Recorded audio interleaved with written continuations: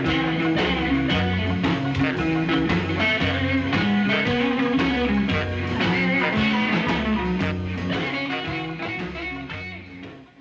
and welcome to Old School Blues Guitar. It is time for our classic solo lesson for the months of July through September 2018. We're going to learn the solo that Otis Rush plays in his tune, It Takes Time, from the early 60s. It's in the key of F sharp. Keep in mind when I teach this to you that I am playing right-handed with a normally strung guitar. Otis Rush did play left-handed and had his guitar upside down. At least to us it was upside down. So his bends and the tones he gets on some of his licks and stuff, it's really hard to duplicate. But anyway, I'm going to show you what you would play with a normal right-handed guitar if you were trying to play the solo that he does. So anyway, it's an F sharp, and it starts out with this lick,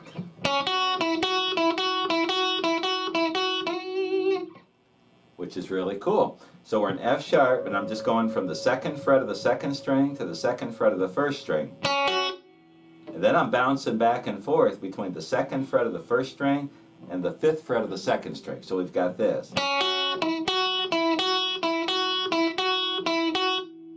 then I'm going to slide to the seventh fret of the second string, which is also an F sharp note. So the whole thing so far. He lets that ring. Get some vibrato in there. It's really cool the way he plays it and the tone he gets on all those early Cobra recordings of his. I love those. So anyway, first part one more time.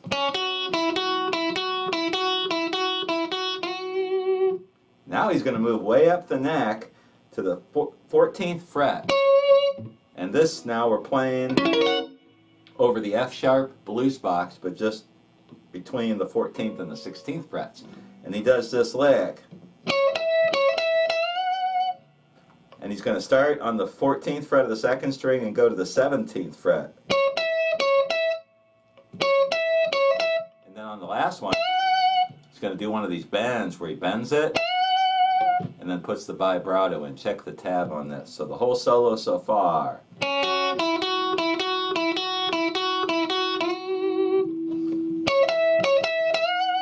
And then he's going to go to this lick.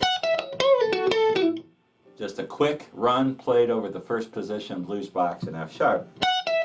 Going from the 14th fret of the first string, 17th to the 14th on the second string. And I'm going to bend the 16th fret of the third string and then kind of do a little pull off from the 14th fret of the third string and wind up on the 16th fret of the fourth string. So the whole thing. Check the tab on that. That's what I hear him playing. So the whole thing so far.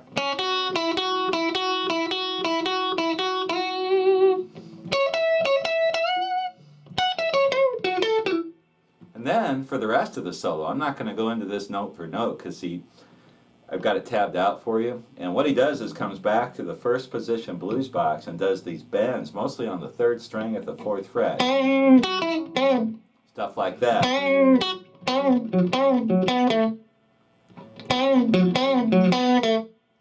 Then he does something like.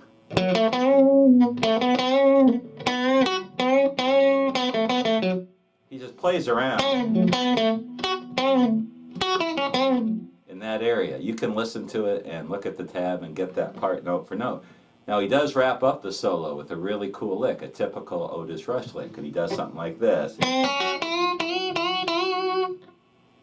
which is really neat. So he's bending that typical T-Bone Walker electric blues type bend. I'm bending the 4th fret of the 3rd string, and I've got my first finger on the 2nd fret of the 2nd and the 1st string. So that's the first part. And then he's going to do 4 bends, long bends. I've got all 4 fingers working.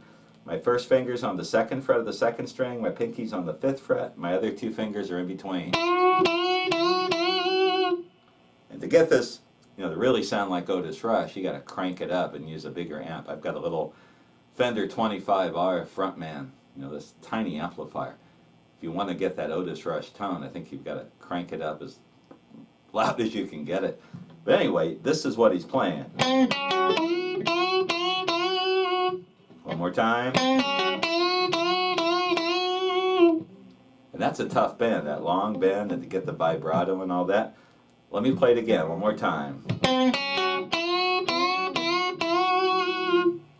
So let's do the whole solo one time, roughly all the way through.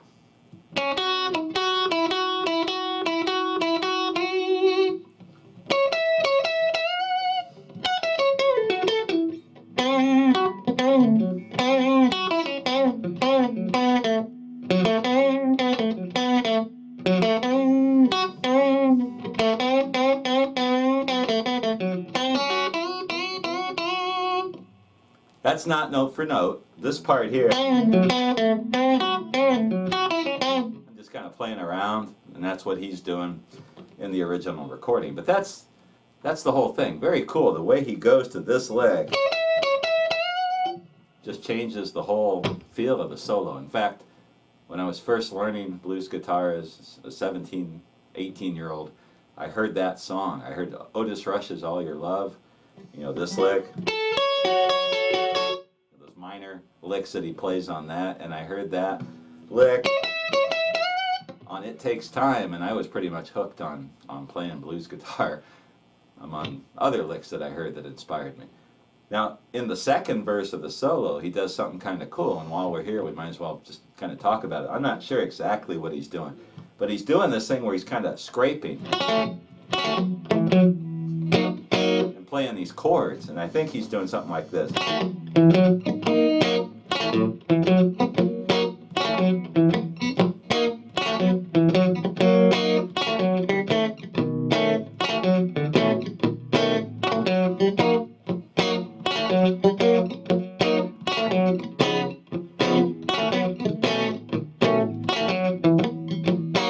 Something like that, and I think that little scrape there, he's muting the strings with his right hand palm, and I think he's got his first finger on the second fret, first, second, and third string.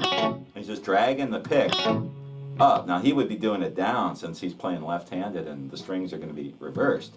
But if you're playing right-handed, you're going to do that little, and I think he does a little play on the bass, second to fourth fret on the fourth string. And when you hear the chord, he's playing an F6, F sharp 6. Got my F sharp chord and putting my pinky on the fourth fret of the second string. So over the one, he's doing something like this. And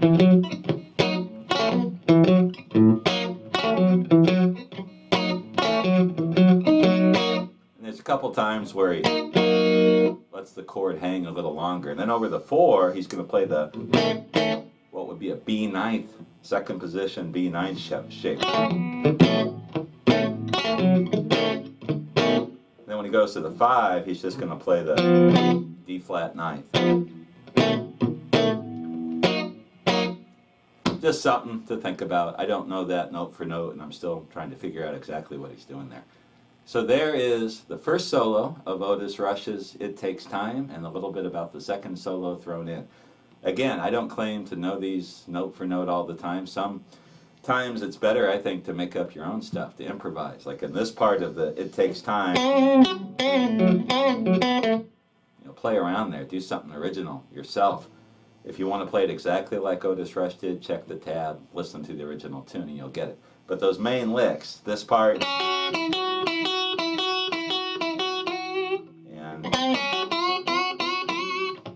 those kinds of things are note for note from the solo. I'll see you again in about 3 months with another breakdown of a classic solo from an electric blues song from the 40s, 50s, or 60s. Until then, take care, and I'll see you later.